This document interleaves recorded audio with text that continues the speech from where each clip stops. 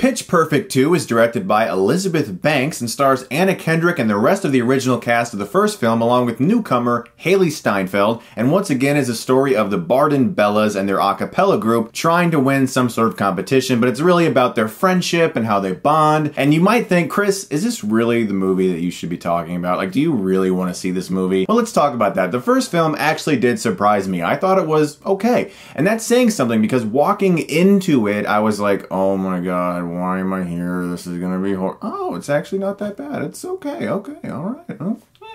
I'm too little. Where'd that come from? I don't know.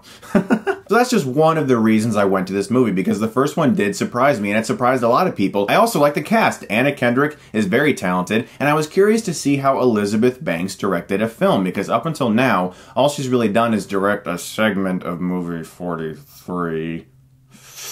I can't see that title without freaking out inside. Ooh. And as the movie started, I was like, okay, we're pretty much in for the same thing we were the first time around, and that was a little disappointing for me. But it was almost like they were getting the fans of the first film in the seat, staying in the seat, with the first few minutes of the movie being pretty much the exact same. Because then, once everyone was situated, once there were some jokes, once everyone felt like they were in the mood of the first Pitch Perfect film, the film began to take different directions. It explored the human characters a little bit more. Anna Kendrick got a job at this company where she's interning for this music producer, and it started to take the characters in a more compelling direction, and the movie actually won me over in the end. The reason I enjoyed this movie is because there's a lot of energy to it. Elizabeth Banks did a very good job with her direction. She gave a lot of charisma to this movie. You could really feel the excitement behind the camera and in the camera, because the cast all have excellent chemistry with one another, despite the fact that Rebel Wilson is doing pretty much the same thing. She's making jokes at the expense of herself. For the most part, the characters in this movie are actually really likable. They're the best part of the movie by far. And one of the best parts of the characters in this movie were the fact that they have to find their voice again, because they feel like they've lost it. They don't feel like they have that type of synergy that they had anymore, and they have to figure out how to get that back again. And that sequence, well, stupid, because they go to a boot camp.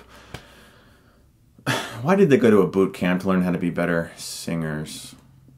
Yeah. The film explains that they have to learn how to work together again, so it makes sense. It's just kind of silly, I guess. But the whole movie's silly. And a lot of these characters, just like the first film, are really just stereotype characters. You have your token this, your token that, and your token this, and they're all there. The fact of the matter is, these guys just work so well together. They have such charisma. They have such energy. And one of the best parts of this movie is actually the person who plays the music producer. It's Key from Key and Peele. He was hilarious in this film. He's this very successful music producer. He's constantly downgrading his one assistant, and he actually was one of the funniest parts of this movie. I really thought he did an excellent job. It had a lot of jokes that just didn't hit for me, certain story elements that were incredibly cliched, but the fact of the matter is, this movie's crowd is gonna love it. If you are a fan of the first film, you'll probably have the time of your life watching this movie. It has a lot of energy, the singing is great, and the characters are still really entertaining for the most part, save a few. All in all, guys, this movie did eventually win me over in the end. I'm gonna give Pitch Perfect 2 a B-. I was surprised the fun I had with this movie, and I think if you guys enjoyed the first one, you're gonna have a great time with this one. But if you didn't like the first one or thought it was just kind of okay, you'll probably think this one's okay as well, which is pretty much how I felt. It's a fine film. It's an enjoyable film. Go have fun with it if you'd like to. However, please, I am begging you, see Mad Max Fury Road this weekend. It deserves all the monies. It needs all the monies in the world. It deserves it. It's incredible. It's incredible filmmaking, guys. I also would like to let you guys know that my promotion that I've been doing over the past like 5 or 6 months with Shutterstock.com is still going on. This is a website that allows independent filmmakers, or any type of filmmakers really, to use stock footage legally. Helicopter shots of LA, New York, planes, under the water, all types of things that it's way too difficult for us independent filmmakers to get. They have stuff in HD and now 4K quality. It's fantastic. If you find something you want and you have an account, use the code CHRIS515 to get 20% off. That's CHRIS515.